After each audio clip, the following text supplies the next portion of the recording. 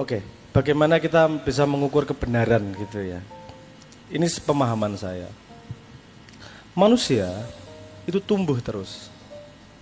Kebenaranmu kemarin adalah kesalahanmu hari ini. Karena musuh dari benar itu bukan selalu salah. Kadang sama-sama benar tapi presisinya berbeda. Paham maksud saya? Oke. Jarak dari sini ke ke tenda itu kira-kira berapa kilo? Ya, oke, 0,2 atau berapa meter kira-kira? 15 meter gitu ya. Iya, 15 meter, luwih ya. 20 meteran, oke lah. Kalau saya ngomong 2034 cm, kira-kira yang bener yang mana? Enggak dong. Lebih bener yang senti kan. Tapi apakah 2 meter itu salah? Paham maksud saya? Jadi jangan kowe iki terbiasa pilihan ganda bener salah kuwi lho dadi uripe bener salah. Itu yang kadang-kadang merusak kebiasaan itu loh. Karena kadang-kadang bukan urusan bener salah, urusan seberapa presisi. Di mau sing takon mau. Men aku iso ngadep langsung ya. Paham maksud saya ya?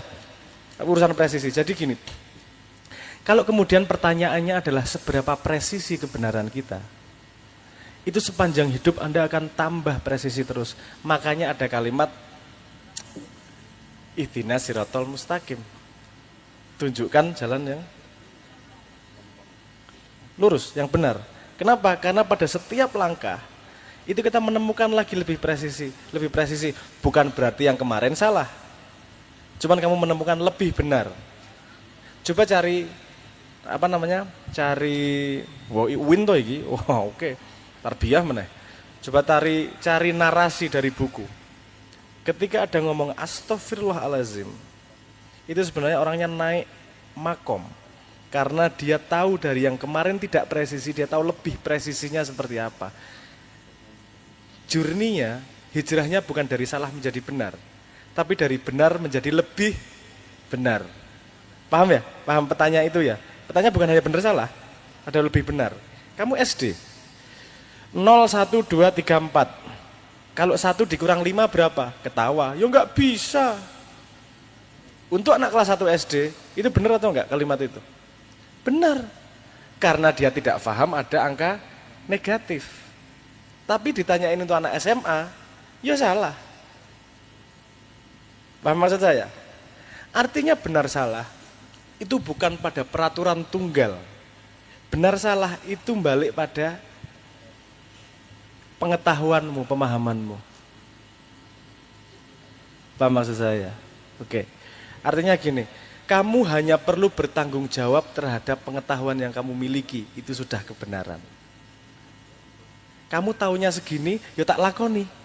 Yang lebih susah bukan mencari kebenaran kok. Yang lebih susah ngelakoni kebenaran yang kamu pahami. Oke, di sini ada yang kebiasaan bangun jam 7 pagi. Ora, jam 8, jam 9. Jam 8, jam 9. Kamu tahu enggak kalau sholat subuh itu penting? Bener, sholat subuh itu bener. Ngelakoni ra? Sih. Paham maksud saya ya? Masalah utama itu bukan mencari kebenaran. Itu kamu kalau memang, karena pemahaman terhadap kebenaran juga udah dikasih tahu. Warzuqni fahma. Pemahaman itu rezeki. Kalau dikasih sama Tuhan, dikasih sama Tuhan. Kalau enggak. Kamu tidak disuruh bertanggung jawab terhadap pengetahuan yang kamu tidak miliki. Bahkan kamu miliki, kamu lupa aja, pertama masih khilaf kok. Ya. Tapi kalau kamu punya pemahaman, pengetahuan tidak kamu lakukan, kamu berhak disalahkan. Kalau kamu tidak tahu, ya enggak salah, wong ora ngerti kok.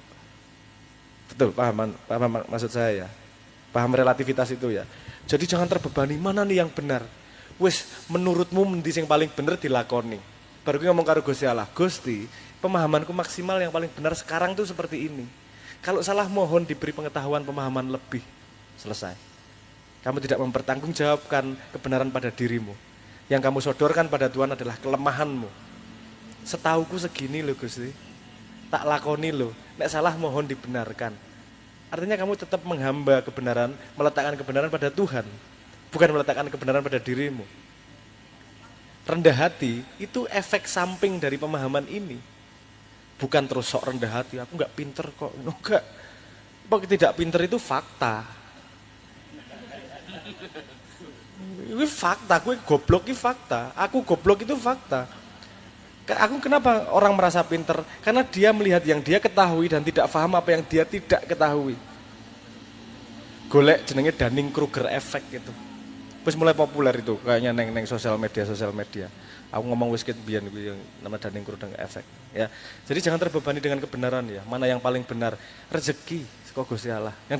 Yang diminta Tuhan adalah kamu bertanggung jawab terhadap kebenaran yang kamu miliki.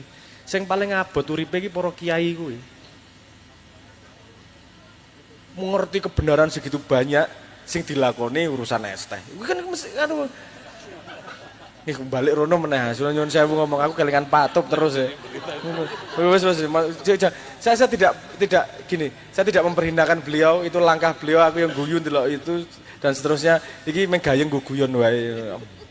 Enggak, apa karena lagi hot gitu aja.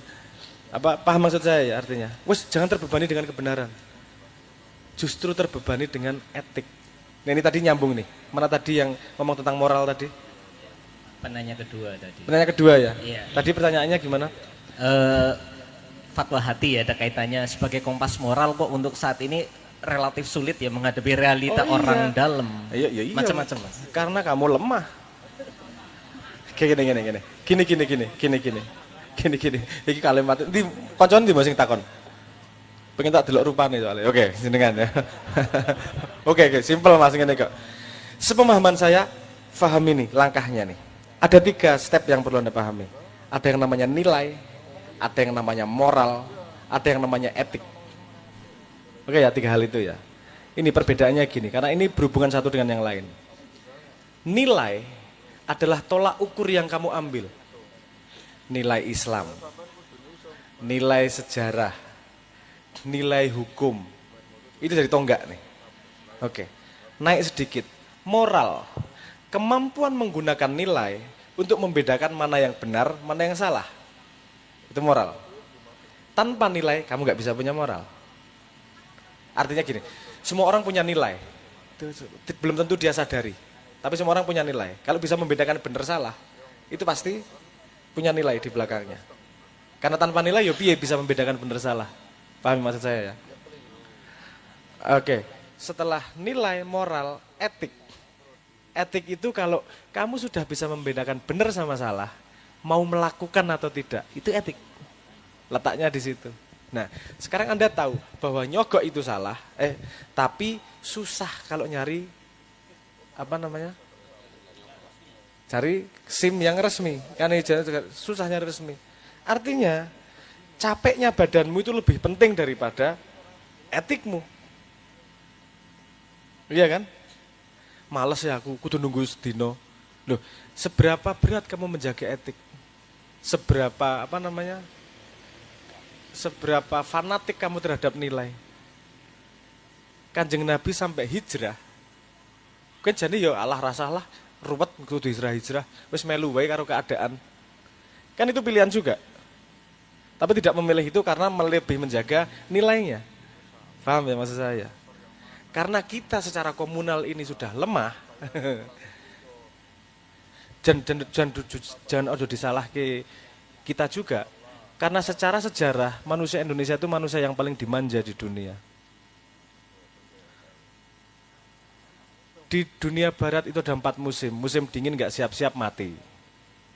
Di Indonesia, kowe nandur ruyuh dadi kentang wis. Saking gampangnya urip gitu. Sehingga dimanjakan, sehingga untuk kesusahan itu agak berat. Sehingga mencari jalan tercepat walaupun melanggar etik dan moral yang dia pegang. Paham maksud saya pertanyaan ya? Paham ya? Gimana kita bisa merubah itu kalau kita semua setuju dah? Gimana caranya setuju? Ini kemudian masalah teknis. Orang-orang itu semua mau melakukan hal yang tidak etik kalau tidak kelihatan kok. Sekali ke permukaan viral dikit, wow jadi nabi semua kemudian. Tak naikin haji, tak kasih modal, minta maaf, naik ke permukaan.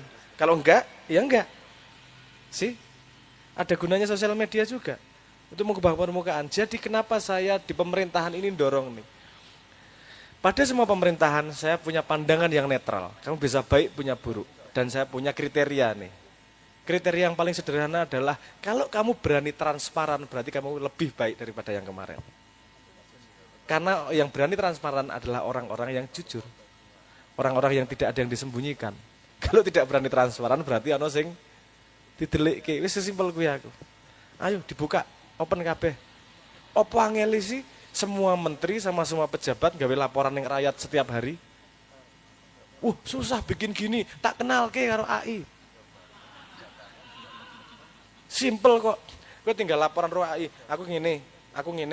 Engko mlaku meneh ning dalan, ya lagi mumet dasku. Ning dalan lagi meeting karo si A. Si A iki kan kurang ajar kayak kok. Wis ngene dan seterusnya. Setelah itu sore-sore tolong buatkan laporan yang baik untuk masyarakat berdasarkan data yang saya kumpulkan hari ini. Jreng, tadi laporan sing apik. Share. Sangat mudah, kalau tidak mau artinya itu urusan niat. Bukan urusan sulit. Saya pernah menggunakan AI untuk itu khusus. Bukan untuk laporan, tapi gara-gara pesawat saya di delay 4 jam. Saya mau refund 100%. Saya acara keliwatan, terus saya ngomong sama AI. Pokoknya saya akan nulis yang pengen saya tulis. Kamu nulis apa yang seharusnya ditulis. Karena hasilnya akan saya kirim ke penerbangan. Oke, dia ngomong ngono. Wes tak tulis toh, dan penerbangan asu bajingan kabeh metu kewan-kewan dari kebun binatang tak sebut kae. Mangkel banget aku ngerti ngono tak obong omahmu aja terusnya lah sak cangkem-cangkemku lah. Tapi kemudian ditulis ulang sama AI, rapi apik kae lho. Ra ono kata-kata kasar sedikit pun. Tak kirim, jreng. Enggak sampai 2 jam refund 100%. Karena kalimatku sopan. Ya ora jane, ono AI lho. Ono rewang siji iki ngopo ora dienggo to iki rewange iki. Karena nek kalimat tulisan aslinya yang tak kirim ya mesti aku dituntut kuwi. Karena kalimatnya bosok. Ning mosok arep sopan-sopan lagi mangkel aku berhak nesu kudu tak obong iki rasane kan gitu. Piye iki caranya mencari jalan tengah? Keinginan saya untuk muntah-muntah tercapai tapi tidak menyakiti orang lain. Gunanya AI. Nyenengke banget kowe iso miso karo gurumu dengan rahasia kowe. Nah, tadi itu balik gitu tadi, ada yang namanya etik, ada yang namanya nilai, ada yang namanya moral, dan ada yang namanya etik. Terus ada kalimat dari yang saya dengarnya dari Pak Jimli. Kalimatnya saya sangat senang. Dan beliau mengutip seseorang dan saya nggak tahu. Saya track sampai sekarang belum ketemu orangnya. Kalimatnya begini. Kapal itu tidak akan kapal perlu berlayar di atas lautan etika untuk mencapai pulau yang namanya keadilan. Kapal hukum perlu berlayar di lautan etika untuk mencapai yang namanya pulau keadilan. Artinya hukum tanpa etik nggak akan sampai yang namanya keadilan. Paham maksud saya ya? Hukum itu sangat terbatas, tapi kalau etik bisa kita rasakan. Mungkin dia tidak bisa dihukum sama negara, tapi saya bisa ngukum. Misalnya gini lah, nek kowe ra setuju karo si A, aja tuku barang si A. Nek kowe ra setuju karo pemimpin B, aja ditepuk tangani, setiap dek liwat tok pelengosi.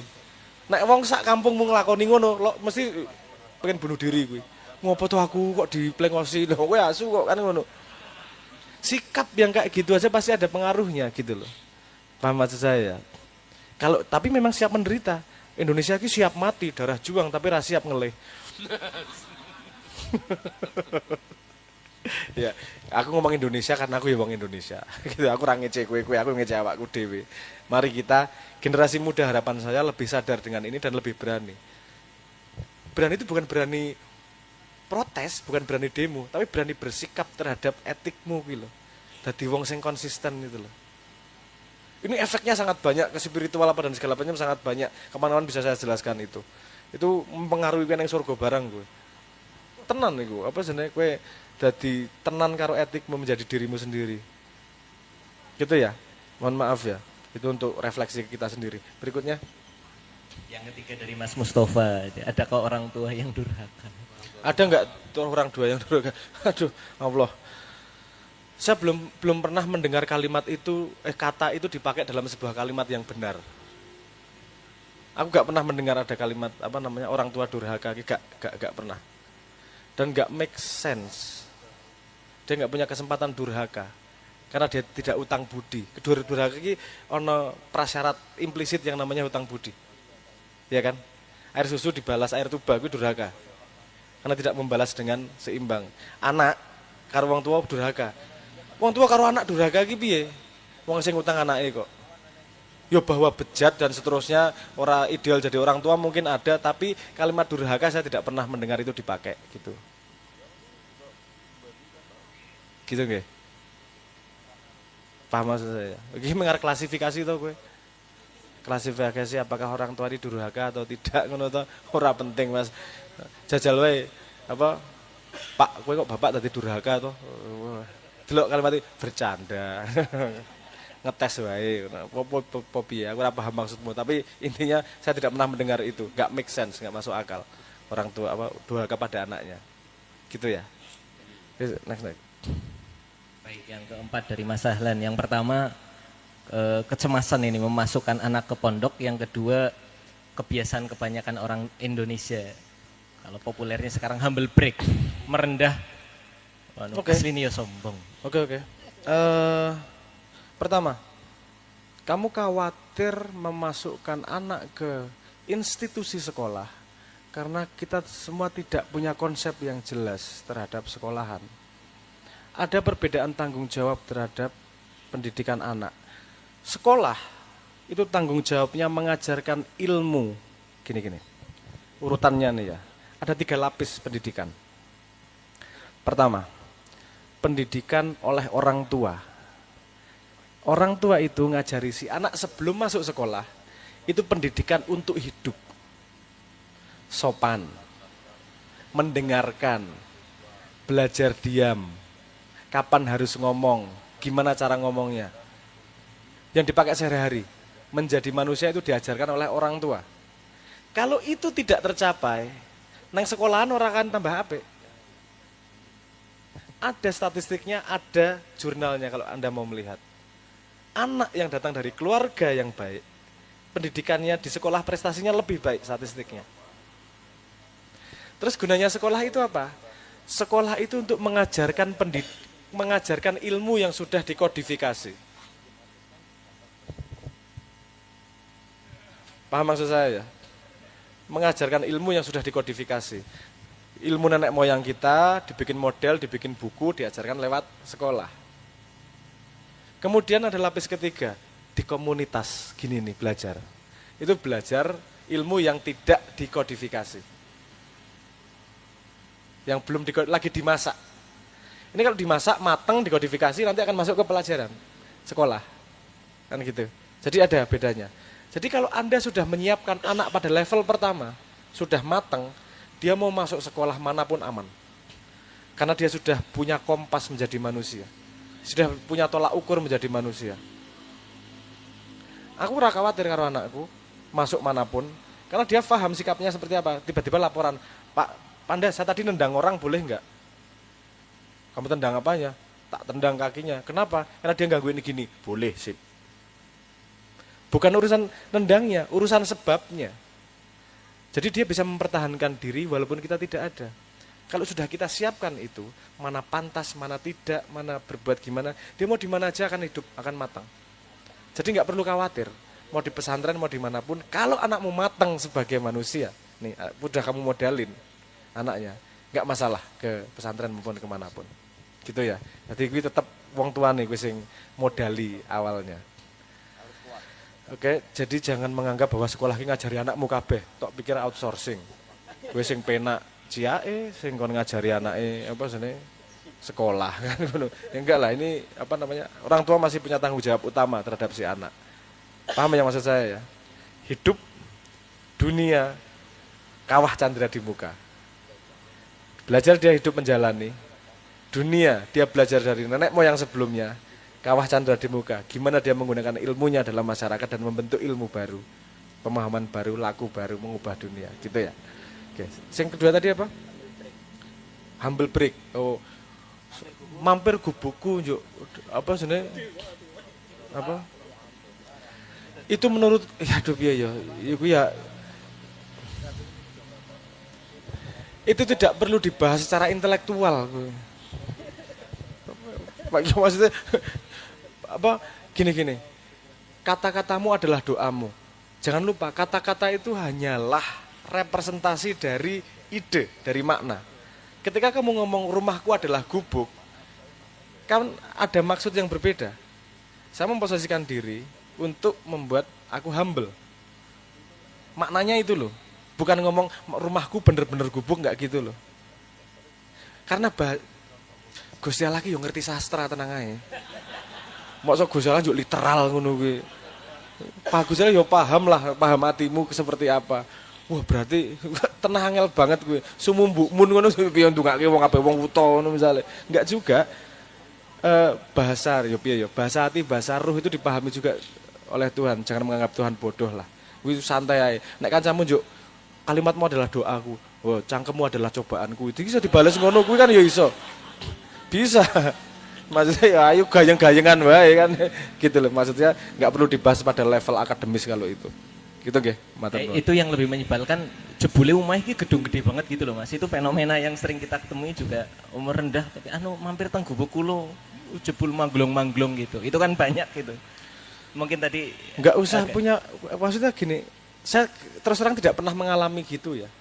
Aku enggak pernah ngalami. Kalau masuk ke gubukku ngono ya wis, ya ngono. Nduk omahe magrong-magrong ya oke, ya ora masalah karep-karepmu war nyebut. Siapa tahu dia menamakan rumahnya gubuk. Wong-wong iso, "Dek, punya pantat kananku namanya Bibi." Wong ki aneh-aneh, absurd-absurd wong ki. Aja membayangkan orang tuh standar. Wong ki ono sing kendir-kendire sithik. Aku sudah maksudnya wis monggo lah kowe arep. Silahkan datang ke gubukku. Oh ya oke. Gubukmu mambu ngono ki wae sisan. Play the game. It's a game. Jangan selalu dianggap serius. It's a game, ora masalah. Ngono ya, urip aja sepanang-sepanang banget lah. Santai wae. Sementing ra ngunekke goblok wong gitu.